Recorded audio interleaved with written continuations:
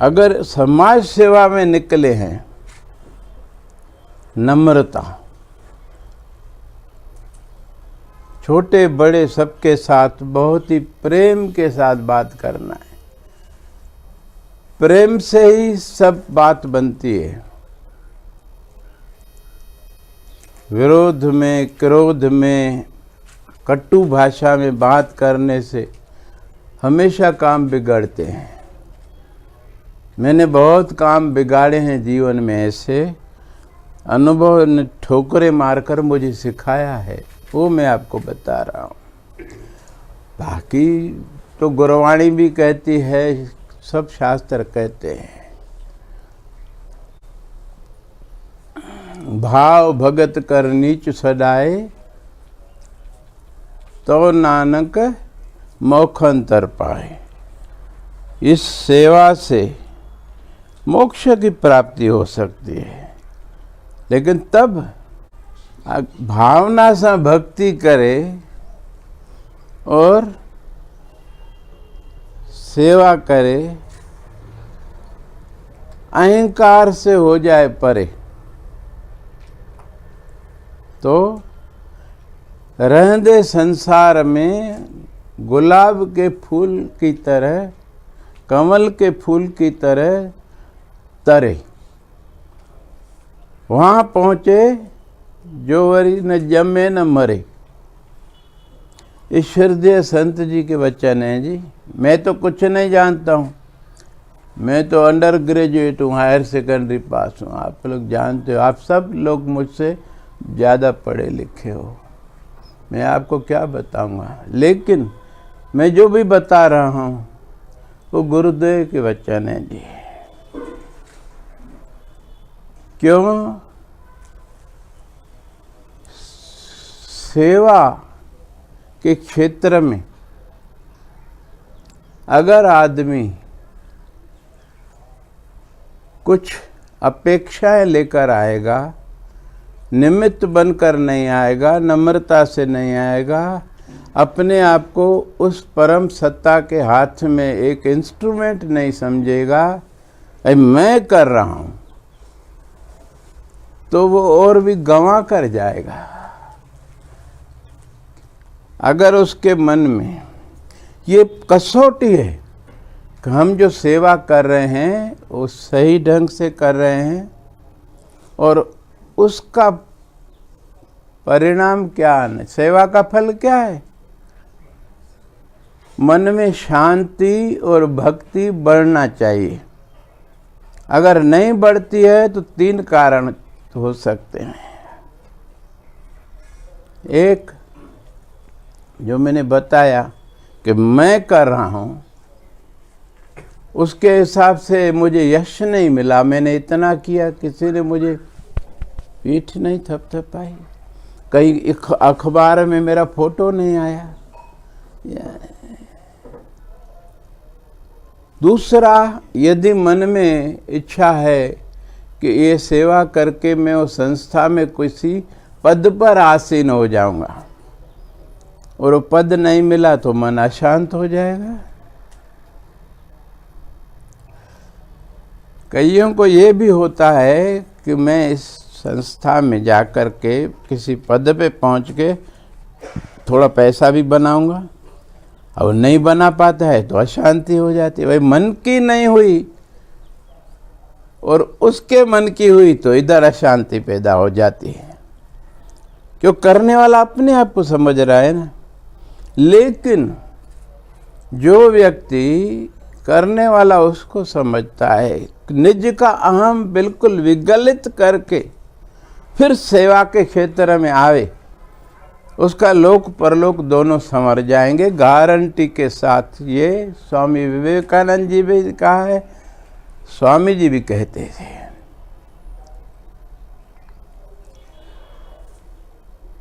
और ये मन को, अहंग को विगलित करने की प्रक्रिया होती है सत्संग में, संतों के संग में, संतों का साहित्य, जो अच्छे अच्छे संत हुए हैं, दादा टी.एल. वासवानी, स्वामी लीलाशाह महाराज और भी स्वामी रामकृष्ण परमहंस, सबसे ज़्यादा सेवा स्वामी रामकृष्ण मिशन द्वारा की जाती है। स्वामी जी किसी भी नगर में जाते थे, मालूम करते थे कि यहाँ स्वामी रामकृष्ण मिशन का कोई है क्या। हैदराबाद गए, पूछा जिनके यहाँ रुके थे, बोले हाँ साहब बहुत बड़ा आश्रम भी है और उसके साथ अटैच्ड बहुत बड़ा एक हॉस्पिटल, एलोपैथिक हॉस्पिटल है, और वहाँ क्या सेवा होती है वो तो वास्तव में देखने लायक है। स्वामी विवेकानंद जी के बाद चार लोगों ने काम संभाला है। वो जो हैदराबाद में था उसका काम था विदेशों का काम संभालना, करेस्पॉन्डेंस करना, फंड रेजिंग करना। टाइम उसके पास, मुख्यमंत्री टाइम मांगता था तो भी 1 हफ्ते बाद, और खड़े खड़े 5 मिनट, इससे ज़्यादा वो टाइम नहीं दे पाता था। तो जिनके यहाँ स्वामी जी रुके हुए थे उसको बोला भाई मेरे को उनसे मिलना है, दर्शन करने और हॉस्पिटल के भी। वो बोला था वो बहुत व्यस्त है। ये मुख्यमंत्री की बात भी बताई। बोलो मुख्यमंत्री और कितने मंत्री हों, उनकी संतों के यहाँ कोई वैल्यू नहीं है। संत को अगर पहचानेगा तो वो सब काम छोड़ के पहले उस संत का अच्छी तरह स्वागत करेगा और सत्संग करेगा। ये तो संत हैं। सत्संग के सिवा और कोई बात ही नहीं, न किसी की निंदा न उस्तति। हमारा जीवन कैसे धन्य हो, सत्संग का तो यही फल है।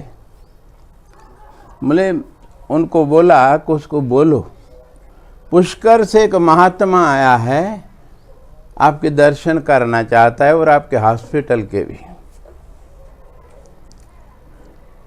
समझने का मैं खड़ा हूँ यहाँ पे, आप फोन करो, अगर वो कुछ बोले तो मैं तुमको बताऊंगा, वो जवाब देना उसको। फोन किया उनको, बोले संतों के लिए तो मैं सदैव खाली हूँ, कब आना चाहते हैं, आपको कौन सा समय अनुकूल है बताइए, मैं खुद दरवाजे पे उनको रिसीव करूँगा। बोले साहब नहीं, आप बहुत बिजी हैं, इसलिए आप समय दीजिए, हम उस समय पे पहुंच जाएंगे। समय दिया, सुबह 10 बजे आ जाइए। जैसे वहाँ पहुँचे, उसने बाहर एक आदमी दरवाजे पे खड़ा कर रखा था कि जैसे संत जी आए गाड़ी में ही तुम्हें देखेंगे, मेरे को एकदम दौड़ के बता देना। वो नंगे पांव वहाँ अपने ऑफिस से निकल करके गेट तक आया और स्वामी जी को प्यार से पाँव छू रहा था। स्वामी जी ने पाँव नहीं छू, उसको गले लगा लिया और फिर दोनों एक दूसरे को बाहों में भर के और उसको ऑफिस में ले गए स्वामी जी को। जिसको आनंद आ गया है सत्संग का, सत्य क्या है? प्रभु है जी, परम सत्ता को ही सत्य बोलते हैं। सत्य एक वो है, ब्रह्म सत्य जगतर मिथ्या, सत्य नाम, उसका नाम ही सत्य है। सत्य संग, जिसको सत्संग का आनंद आ गया, जैसे शराबी को शराब का एक बार आनंद आ गया, उसको जहाँ मौका मिलेगा पिएगा जी।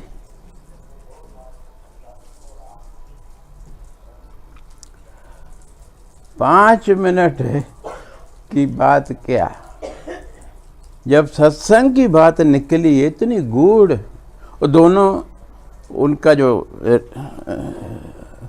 स्वागत कक्ष था जहाँ लोगों को बिठाते थे, कोच बिछे हुए थे, स्वामी जी को पास में बिठाया और बात चली सत्संग की बहुत गूढ़। और स्वामी जी ने जब उनको उसके बारे में पूरा विस्तार से बताया तो उसको बहुत खुशी हुई। बोले यार ऐसे संत मिलते कहाँ हैं, सच्चा संत अनुभवी।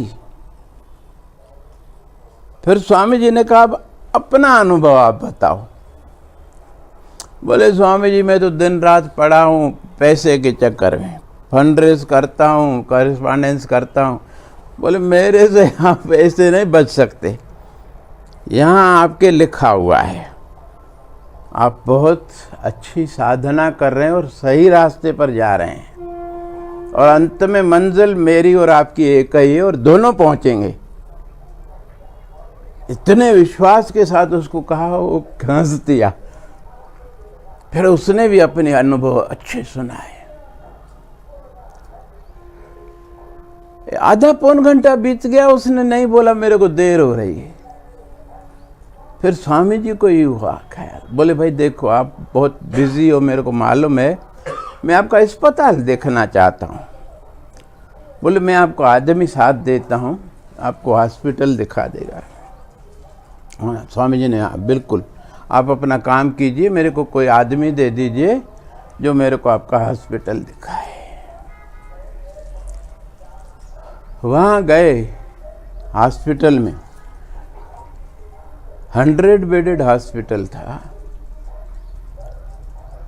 और भी ज़्यादा ही था। लेडीज़ का अलग था, जेंट्स का अलग था। पलंग उस जिसमें हम गए वो जेंट्स का था, 100 बेडेड थे, बहुत बड़ा वार्ड। वहाँ पर गेरुआ वस्त्रधारी, पीत वस्त्रधारी साधु लोग उनकी सेवा कर रहे हैं। टट्टी पेशाब सब वो उठा रहे हैं। हर प्रकार की सेवा जो एक अस्पताल में एक नर्स करती है वो साधु लोग कर रहे हैं। स्वामी जी को बहुत आश्चर्य हुआ। साधु बनने के बाद में आदमी अपेक्षा रखता है कि अब मैं गृहस्थियों से बड़ा हूं, अब गृहस्थी लोग मुझे नमन करें। ये अहंकार है, ये डुबा देगा उसको। तो जो स्वामी जी को आदमी दिया था कि हॉस्पिटल दिखाने के लिए, उससे स्वामी जी ने पूछा भाई ये साधु लोग सेवा कर रहे हैं? बोले सब इनमें कई डॉक्टर हैं, कई लोगों ने नर्सिंग की ट्रेनिंग ली हुई है। यहाँ पर जब भी कोई किसी व्यक्ति को वैराग्य लगता है और आता है हमारे यहाँ कि मुझे भगवत प्राप्ति करनी है, यही मेरे जीवन का लक्ष्य है, हमारा नियम है पहले उसको सेवा में लगाते। हर प्रकार की सेवा, छोटी से छोटी, नालियां साफ करना, टॉयलेट साफ करना, सब सेवा देखते हैं कि कितनी रुचि से करता है, खुशी से करता है। अगर खुशी से नहीं करता है, उसके चेहरे पर खुशी नहीं है, तो वो आगे नहीं बढ़ पाएगा। हम उसे कहते हैं भैया आप ऐसा करो, तुम घर जाओ और अपना आप जो थे वहाँ पे, अमीर आदमी, सब सुख सुविधाएं हैं, आपने कभी ये काम किए नहीं हैं। जब ये सब काम आप सीख जाओ फिर आना। और जो कर लेता है उसको साल भर हम ऑब्जर्व करते हैं, उसके बाद उसको पीत वस्त्र, उसके लिए भी एक विधि विधान यज्ञ करते हैं और उसको समझाते हैं। अब उसके जीवन में कुछ भजन पूजन के नियम बताते हैं, नाम सिमरण के नियम बताते हैं, सवेरे उठ के ये करना है, और उसको पीत वस्त्र धारण करने के लिए देते हैं। और फिर वही सेवा, हॉस्पिटल में उसी तरह सेवा करते रहना है। फिर जब कुछ साल और गुजरते हैं, उसको बिना कारण के डांट फटकार डलवाते हैं, मरीजों से भी और हमारे बॉस भी करते हैं। तो उससे वो इरिटेट होता है कि नहीं होता है, मन मरा है कि नहीं मरा है। यदि उसमें पास हो गया तो फिर उसको गेरुआ वस्त्र धारण कराते हैं, उसका भी अलग से विधि विधान है, यज्ञ करते हैं और उसको कुछ और नियम और साधना करने के रास्ते बताते हैं, करके दिखाते हैं। वो नियम सवेरे उठ के उसको करना है, लेकिन सेवा करते रहना है। क्योंकि सेवा नहीं करेगा ना तो उसके मन में कभी न कभी अहंकार आ जाएगा। जब लोगों के संपर्क में आएगा, लोग उसको हाथ जोड़ेंगे, सम्मान देंगे, फूलों की मालाएं पहनाएंगे, तो फिर ये इधर उधर हो सकता है। उसके मन में अहंकार फिर से जागृत हो सकता है। और जहाँ अहंकार आया वहाँ भगवान नहीं आता। भगवान को अहंकार पसंद नहीं है। हर जी अहंकार न भावे, वेद कूक पुकारे। वेद शास्त्र ये गुरुवाणी है, पुकार के चीख चीख के कह रहे हैं कि भगवान को अहंकार पसंद नहीं है। आप कितने भी अच्छे काम कर रहे हो, कितनी तपस्या कर रहे हो, अनेक तपस्या करे अहंकार, नरक स्वर्ग फिर अवतार। ये आप लोग जो सेवाएं कर रहे हैं अलग अलग जगह पे, अपने अपने स्थान पर, वो सेवाएं सफली तब होंगी जब हम में विनम्रता हो। कोई छोटा नहीं, कोई बड़ा नहीं, सबके साथ प्रेम से बात करें, छोटे से और ज्यादा प्रेम से और आप करके बात करें तो वो सीखे कि किस तरह से बात करना चाहिए। वो तो नया है, हम जैसी बात करेंगे वैसे। घर में मैं गृहस्थी लोगों को कहता हूँ, आप चाहते हैं कि आपका बच्चा ऐसा बने, इस तरह बात करे, इस तरह बड़ों को सम्मान दे, इस तरह उनकी आज्ञा माने, तो आप कम से कम उसके सामने ना आपस में कोई ऐसी गलत बात कहो या करो कि उसको गलत संदेश जाए। और अपने माता पिता और बुजुर्गों को पूरा सम्मान दो, सम्मान पूर्वक ढंग से उनसे बात करो। अगर वो डांटें तो भी चेहरे पे शिकन नहीं आनी चाहिए, और उनकी पूरी देख रेख बिना उनके कहे। जिस तरह बचपन में माँ, बच्चा सिर्फ रोता है, उसकी भाषा नहीं होती है, माँ समझ जाती है इसको क्या जरूरत है। कई बार मोशन नहीं होने से पेट दुखता है, कई बार दूध में शक्कर ज़्यादा डल गई है तो कान में दर्द हो जाता है, कई बार भूख की वजह से रोता है। माँ को मालूम है, उसके रोने से वो समझ जाती है कि इसको क्या तकलीफ है। ये उसकी वात्सल्य भाव है, संवेदनशीलता है, वो उसका उपाय करती है, बच्चा ठीक हो जाता है। खुश बच्चा खुश तो माँ खुश। कितनी माँ की संवेदनशीलता है, वात्सल्य भाव है।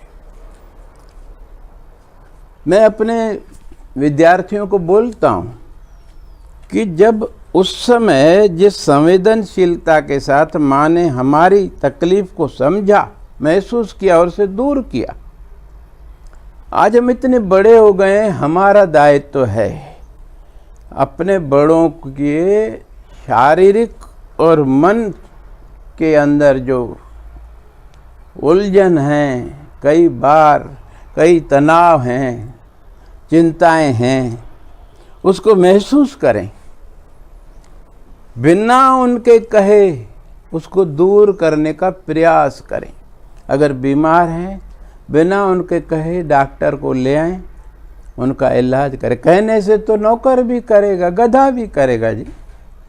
अगर हम एक सुपात्र संतान हैं तो हमारे अंदर वो संवेदनशीलता होनी चाहिए कि हम उनके हर प्रकार के कष्ट को महसूस करके और उसे दूर करने का पूरा प्रयास करें। और जहाँ हमारा प्रयास सफल नहीं हो तो उस परम पिता को उनके लिए प्रार्थना करें ना। वो तो सब कुछ कर सकता है और कर देता है जी। मैं जो कुछ भी बता रहा हूँ ये मेरे गुरुदेव के अनुभव हैं, उन्होंने मुझे बताया और मैंने भी जीवन में इसको अनुभव करके देखा है। 100% सत्य है ये। यदि हम किसी को, कोई भी अनजान व्यक्ति हो या हमारे बुजुर्ग हो, कोई सहायता नहीं कर सके, पशु है, कोई टांग टूट गई है, कुछ हो गया है, पड़ा है, हम कुछ नहीं कर पा रहे हैं, तो उसके लिए उसको प्रार्थना करें। वो करेगा, उसका किसी न किसी रूप में आके करेगा। और जितनी हमारी प्रार्थना में श्रद्धा और विश्वास होगा उतनी जल्दी करेगा। कई बार प्रार्थना पूरी नहीं होती और काम होने लगता है। कहाँ से आदमी आ जाए, अरे मैं जा रहा था, इधर से मेरी नज़र पड़ी, मैं तो नगर निगम में हूँ ना, मैं अभी गाड़ी बुलवाता हूँ, इसको ले जाता हूँ और वहाँ जाके इसका इलाज करूँगा। कई बार ऐसी घटनाएं घटती हैं। ठीक इसी तरह हमारे माता पिता, हमारे बुजुर्गों, हमारे इष्ट मित्रों में किसी को तकलीफ है किसी भी प्रकार की, अगर हम कुछ और नहीं कर सकते तो उसके लिए प्रार्थना करें।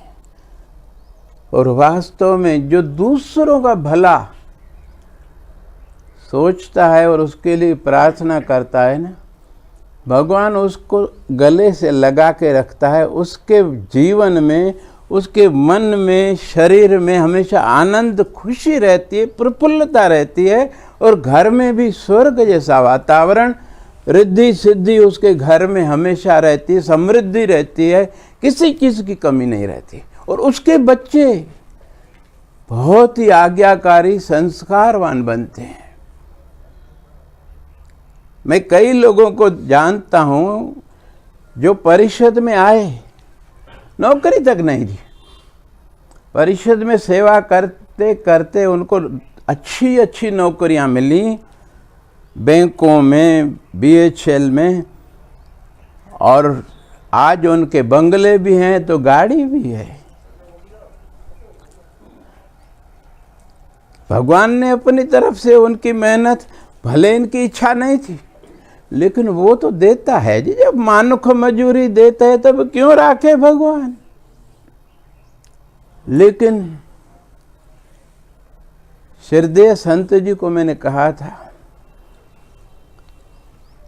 मेरे नाम से बिल करके रखिए कि मेरे बाद मेरा एकमात्र उत्तराधिकारी है। मैंने कहा गुरुदेव, अनंत काल तक इस गद्दी पर आप विराजमान रहिए।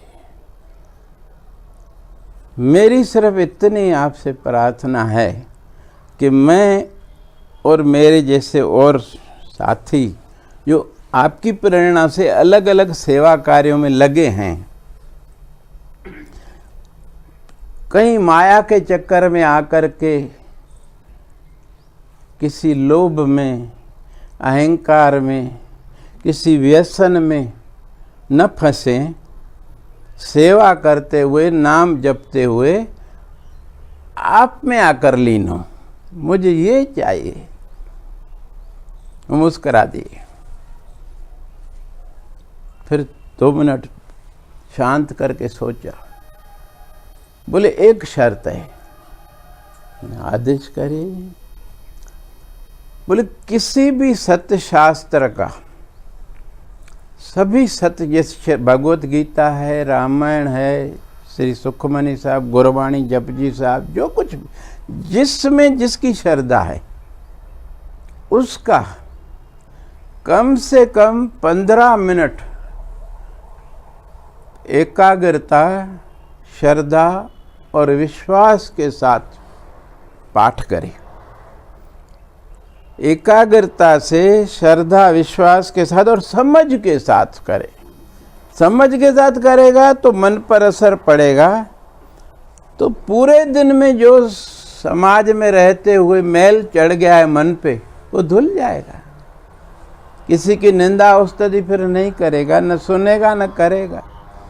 किसी का बुरा, चाहे उसका बुरा कर दे, वो बुरा सोचेगा भी नहीं, करने का तो सवाल ही नहीं, क्योंकि सब में वो अपनी आत्मा देख रहा है ना।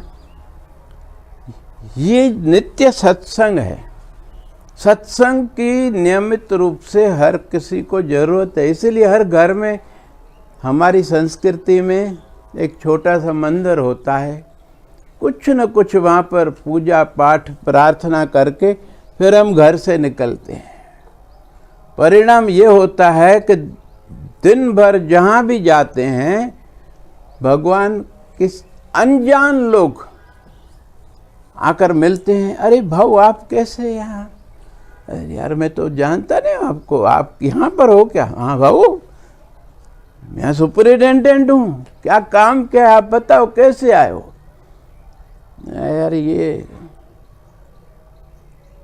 बोलिए बस इतना सा काम है, 6-7 लोगों से सिग्नेचर लेना है उस पे। बोल अच्छा चाय मंगा के, भाऊ आप चाय पियो, मैं करा के आता हूँ। क्या है ये? कौन उसको प्रेरणा देता है? ऐसा एक बार नहीं, कई बार मेरे साथ हुआ है, और आप लोगों के साथ भी निश्चित रूप से हुआ होगा, क्योंकि निष्काम भाव से जो भी कार्य किया जाता है उसमें मदद करने के लिए वो बंधा हुआ है।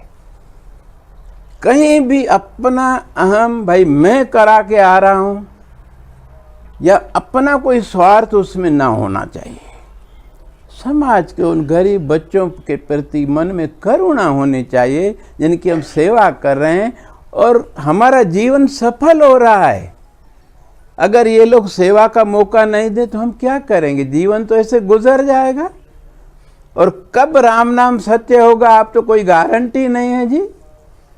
बच्चे भी जा रहे हैं तो जवान भी जा रहे हैं, बूढ़े भी जा रहे हैं, तो वो तो सब न्याय करता है जी, क्योंकि वो हमारे अंदर सो अंतर सो बाहर अनंत, घट घट व्याप रहा भगवंत, वो हमारे अंदर भी है, बाहर एक एक जीव में, जड़ चेतन दोनों में है जी। कोई ऐसी जगह नहीं है जहां वो नहीं हो। तिसते भिन्न नहीं को ठाव, तो उसको तो सब मालूम रहता है। हम कितनी भी छुपकर कोई अच्छा विचार या बुरा विचार करें, सिर्फ काम तो कर्म तो दूसरी बात है, वो जानता है। और उस कर्म के अनुसार जो सोचते हैं हम दूसरे के लिए बुरा, कहते हैं ना जो दूसरे के लिए खड्डा खोदता है वो खुद गिरता है जी। दूसरों के लिए यदि हमने बुरा सोचा, उसका बुरा कर पाएंगे या नहीं कोई गारंटी नहीं है, लेकिन हमारा बुरा अवश्य होगा। इसलिए क्षमा, गरीबी, बंदगी, ये संतन की रीत। जो इन तीनों चीज़ों को अपने जीवन में ढाल लेता है वही संत है। संत कपड़ों से नहीं बनता है जी। आप सब लोग संत हो यदि ये 3 बातें, हमें कोई दुख देता है,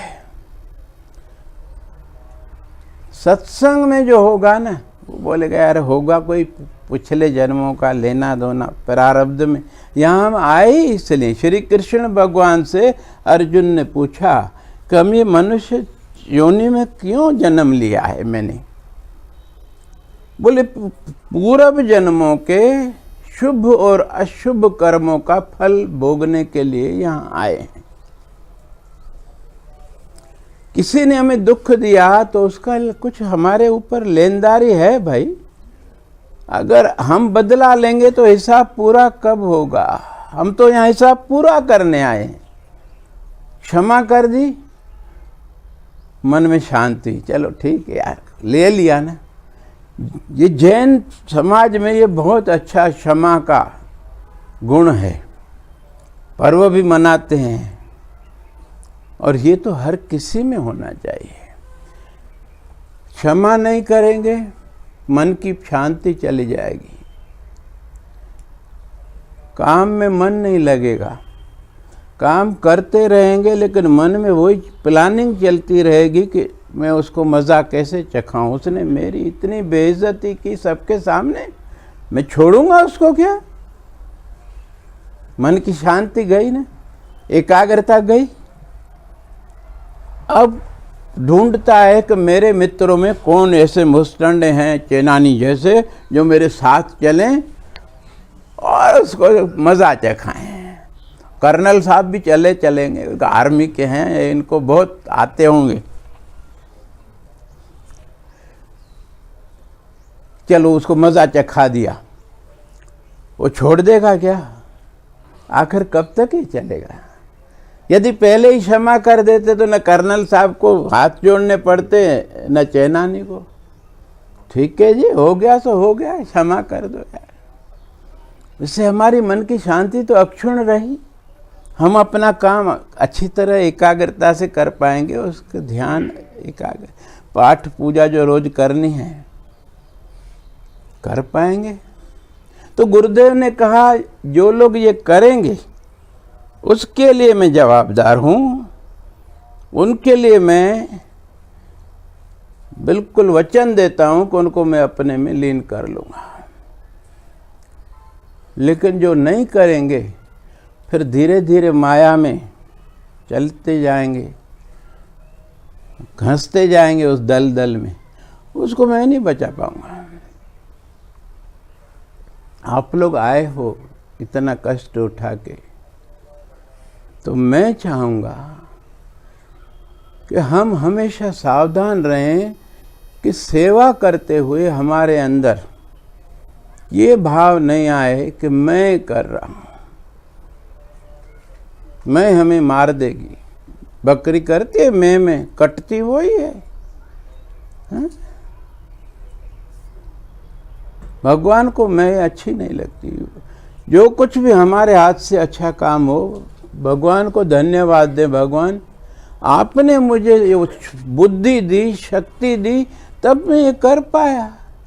मैं आपका कृतज्ञ हूँ और मेरा विनम्र अनुरोध है कि आगे भी इस से ऐसे ऐसे और अच्छे काम करवाइए, तो आपको सेवा का और ज़्यादा मौका मिलेगा। दादा टी.एल. वासवानी साहब बोलते थे सदैव, सेवा का फल है और अधिक सेवा।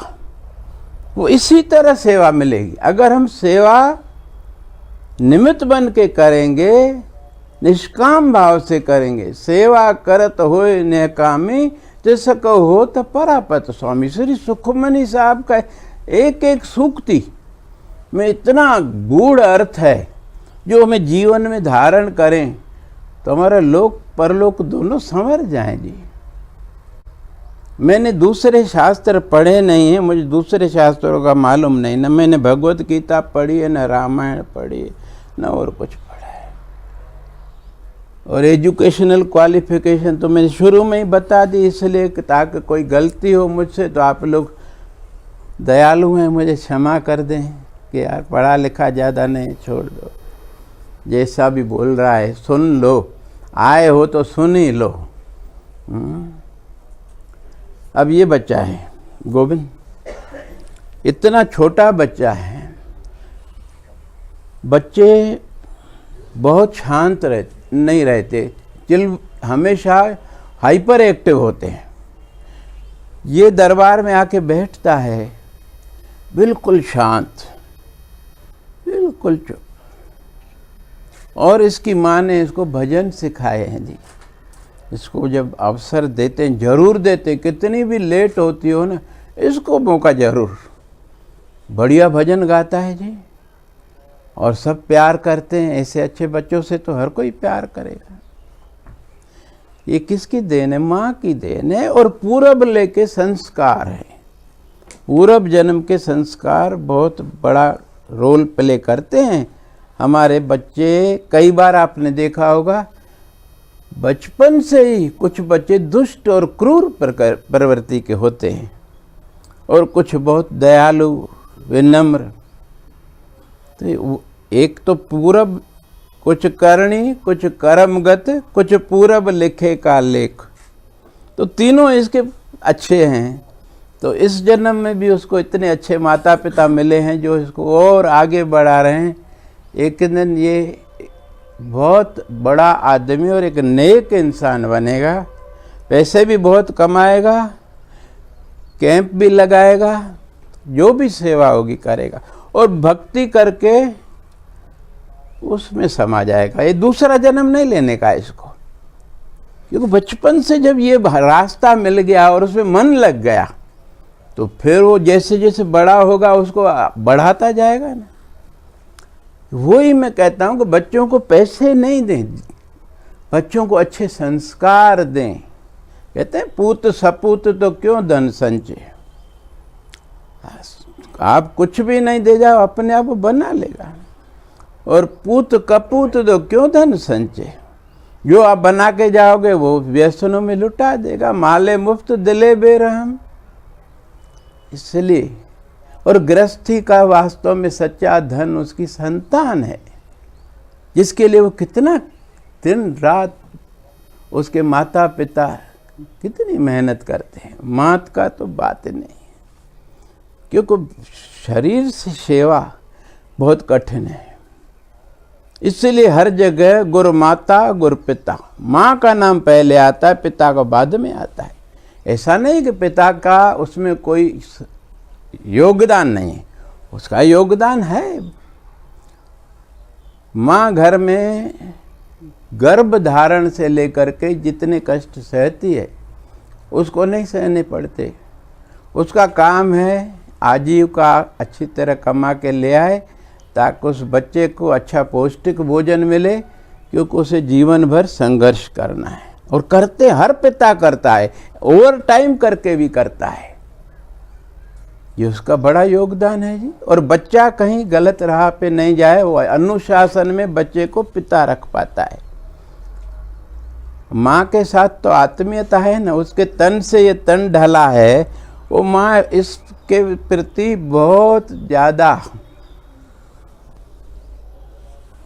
सुबह उठता है तो भी हक करती है, प्यार से किस करती है। इधर जब किस करती है माँ, अगर भाग्य में कुछ बुरा लिखा है तो बदल जाता है। ये माँ का आशीर्वाद है। लोग कहते हैं अरे इससे क्या होता है, अरे क्या होता है, जब मालूम क्या नहीं होता है मैं ये पूछता हूँ इससे।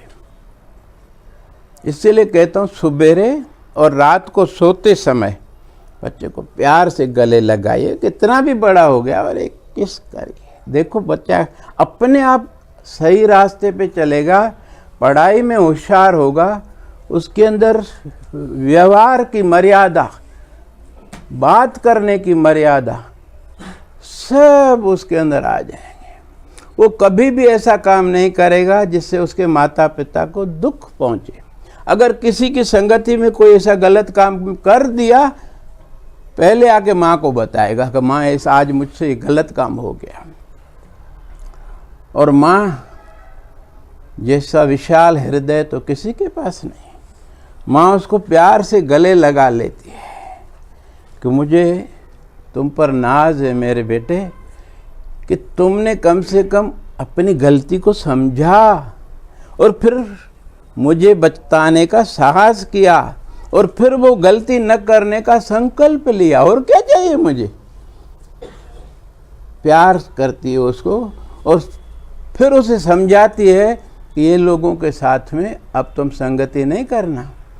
भले एक दो दोस्त पकड़ो, लेकिन ऐसे जो खुद भी आगे बढ़े तुमको भी आगे बढ़ाए। ज़्यादा दोस्त नहीं करो। माँ समझा देती है और फिर कई बार बोलती है आज दोस्तों को आज बुलाओ, इधर बैठ के पढ़ो, और भोजन भी उनको मैं कराऊंगी आज। जैसे बर्थडे हुई, उस बर्थडे के बहाने वो इसके दोस्तों को भी देख जांच परख लेती है और फिर बताती है कि इनकी संगति करो, इनकी नहीं। माँ की आंखें तो एक्सरे हैं जी, संगति का बहुत, सबकी अच्छी, जा बेटा बेटा शाबाश, सबको अच्छी संगति की ज़रूरत है। और संगति आज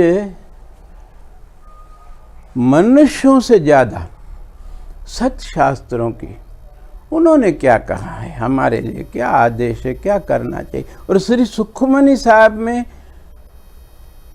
सिर्फ पहली 8 अष्टपदी, 1/3 पोर्शन ऑफ द सुखमनी साहब सिर्फ हमें कैसे व्यवहार करना है, कर्म योग पर है। दूसरी 8 अष्टपदी भक्ति योग पर है। उर्धारे जो अंतर नाम सर्व में पिखे भगवान, निमख निमख ठाकुर नमस्कार। सब में वो जो अपनी आत्मा देख रहा है वो किससे लड़े, किसकी निंदा करे, वो अपने आप को उसमें देख रहा है। ये भक्ति योग पर पूरी 8 अष्टपदी, इसका ही विस्तार है जी, खोल के बताया है। मन मूर्ख काहे बिल लाइए, पूरब लिखे का लिखा पाइए। दुख सुख प्रभ देवनहार, हमारे पूरब ले के जन्मों के अनुसार वो हुक्म बनता है, प्रारब्ध जिसे बोलते हैं, उसके अनुसार हमें दुख और सुख मिलते हैं। अगर दुख आया है तो हमें दुखी होने की और बिलबिलाने की, चिल्लाने की जरूरत नहीं है। दुख सुख प्रभ देवनहार, वही तो सबे करने। इसलिए तू अवर त्याग, किसी और को दोषी मत समझ, तू तिसे चितार, उसी को प्रार्थना कर तो तेरे दुख हल्के कर देगा। काट तो कोई नहीं सकता, लेकिन उसको हल्के जरूर कर सकता है वो। कवन बस तो आई तेरे संग, लपट रहे हो रस लोभी पतंग। भाई क्या आया है जो तुम चिपक गए हो, मेरा ये चला गया, मेरा वो चला गया। फिर क्या करें? गुरु साहब कहते हैं राम नाम जप हृदय माय, नानक पत सेती घर जाए। राम नाम का मतलब है उस परम सत्ता के असंख्य नाम हैं, उनमें से जिस नाम में आपका मन लगे, दिन रात वो नाम चलता रहे और उसकी छवि ध्यान में रहे। जिस प्रकार एक पति पत्नी, पति कहीं बाहर व्यापार से जाता है, काम से जाता है, पत्नी के दिमाग में हमेशा पति की छवि रहती है, नाम तो अंदर है ही, और पति के ध्यान में अपनी पत्नी की छवि रहती है। ठीक इसी तरह उस परमात्मा के साथ जब हमारा जम जाता है मामला, तो फिर तो वो सबका पति है। एक पुरख और सगली नार सबाई, वो हमारा एक ही वो पुरुष है, हम सब नारियां हैं, उसकी पत्नियां हैं। उसका ध्यान करते रहें, आराध्य देव का, उसका नाम चलता रहे अंदर। जब भी श्वास छोड़ेंगे अंतमति सो गति, उसके चरणों में जाएंगे ना। और क्या चाहिए? कितना सरल है। लेकिन कई लोगों को ये सरल भी गरल लगता है। क्यों? सांसारिक पदार्थों और विषयों में आसक्ति है, लोगों में आसक्ति है, तो उसके साथ उसकी कैसे लगेगी? भैया इधर या इधर एक साइड तो होना पड़ेगा ना। स्वामी जी कहते दुनिया कूड़ी साईं सचो, बच्चो यार बच्चो, न तो खाई वेंदव कच्चो। जिसकी हम सेवा करेंगे वही हमारी निंदा करेगा, दुख देगा। अगर हमने निष्काम भाव से सेवा की है तो वो भले हमें दुख दे, हमारे लिए कुछ भी आलोचना करे, निंदा करे, हमें दुख नहीं होगा। जिसने किया है वो जाने। मेरे को काम जीवन के अंतिम श्वास तक करते रहना है और उसका ध्यान करना है और उसका नाम चलते रहना चाहिए। बस हो गया काम, मेरा भी पूरा हो गया। 1 घंटे से ज़्यादा हो रहा है। इसमें से कोई बात किसी को शंका हो तो मुझसे पूछ सकते हो, क्योंकि मैं गुरुदेव से ये सब अच्छी तरह न सिर्फ समझा हूँ और न मैंने जीवन में किया भी है, तो मैं बता सकता हूँ। बहुत सरल है जी। इस मनुष्य जीवन में आकर के यदि हमने ये काम नहीं किए तो फिर जन्म मरण के चक्कर में आना पड़ेगा। जबकि मैंने गुरु जी से मांगा है कि जितने भी सेवा भावी आए हैं इन सबको यहाँ अच्छी तरह सेवा करके आपके चरणों में समा जाएं, और उसके लिए उन्होंने जो बताया मैंने आपको बताया। आज के दिन आप लोग बहुत आशीर्वाद लाए हो, गुलदस्ते भी लाए हो। मैं गुरुदेव की तरफ से ये विचारों का गुलदस्ता आपको भेंट करता हूँ, और मुझे विश्वास है कि आप इस पर चिंतन मनन करके कुछ न कुछ जीवन में उतारेंगे। जितना उतारेंगे उतना बनते जाएंगे, आपके बच्चे बनते जाएंगे, आपके घर में सुख समृद्धि रिद्धि सिद्ध नवनिधि, प्रभ के सिमरन रिद्धि सिद्ध नवनिधि सब मिलेगा। मांगना नहीं पड़ेगा जी, खुद ब खुद आएंगे। करके देखिए। धन्यवाद।